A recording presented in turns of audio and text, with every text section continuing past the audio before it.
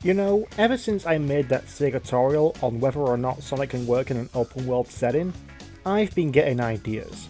And if you watched that video, you would know that I suggested that Sonic could not work in an open world setting because, well, it's just not in the formula of what makes a Sonic game.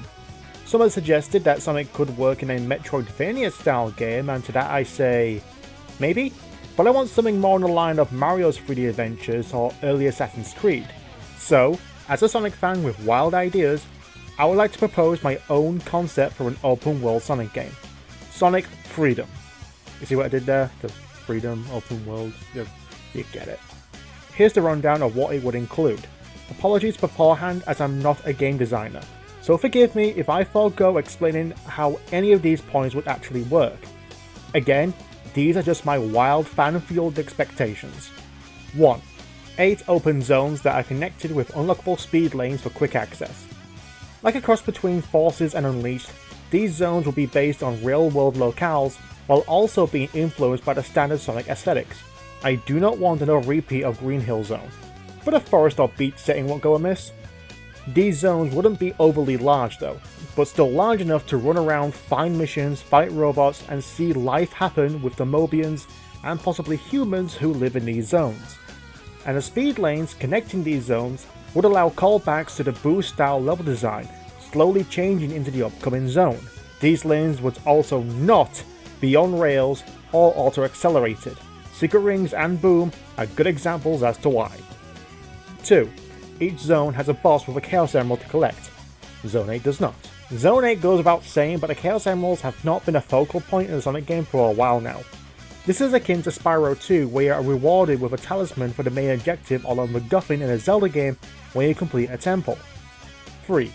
Zones will have time and speed challenges as well as robot swarms. Each challenge will award red rings.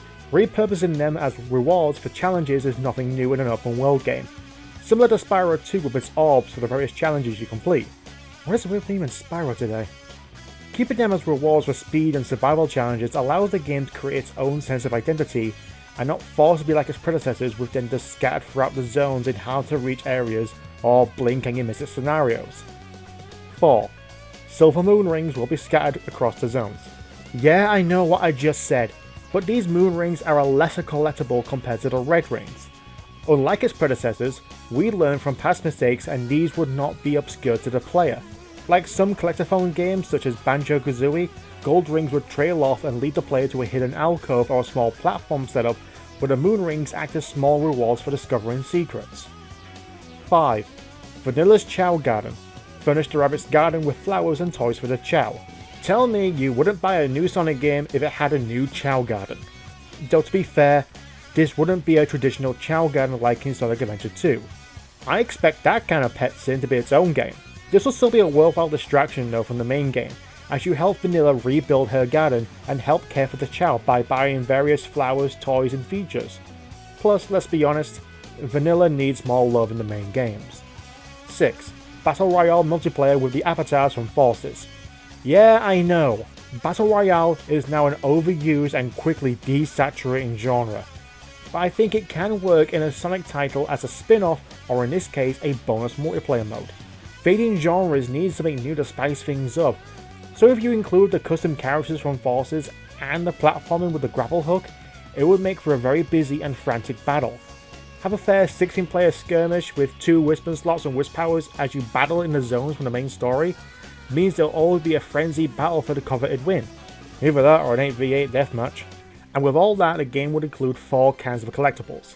Gold rings, used to purchase new flowers and such for Vanilla's garden. Maybe some unique toys based on familiar items such as Amy's hammer or plushies of Badniks. Silver moon rings, used to unlock new custom clothing for your character in Battle Royale. Red rings, acquired by completing tasks and side missions and used to access new optional time trials and character skins. Tell me you wouldn't want to play as Dark Sonic. And finally, Chaos Emeralds, acquired upon defeating the zone's boss in story mode. Pretty basic. And that's my proposed concept for an open world Sonic game, Sonic Freedom. But what would the story be? To be honest, I don't know. Yes, it's my concept, but the story doesn't have to be anything too epic. My only contingencies is that it shouldn't be too comedic, too dramatic, include time travel, or in any way be connected to Sonic Forces, Mania, or any subsequent sequel. Maybe Eggman is taking chunks of the planet a la Jumping Flash and forming his own utopia, much like the Chairman Alonzo Drake in Ratchet and Clank. That actually sounds pretty good. Let's make a story about that. And if you didn't watch my Segatorial on the possible concept of an open world Sonic game, check it out now. I'd like to thank all my patrons for supporting the show and the channel as a whole. If you want to help out as well, you can click the link on the screen or in the description below. Thanks for watching, I've been Sonicguru, and I'll see you all next time.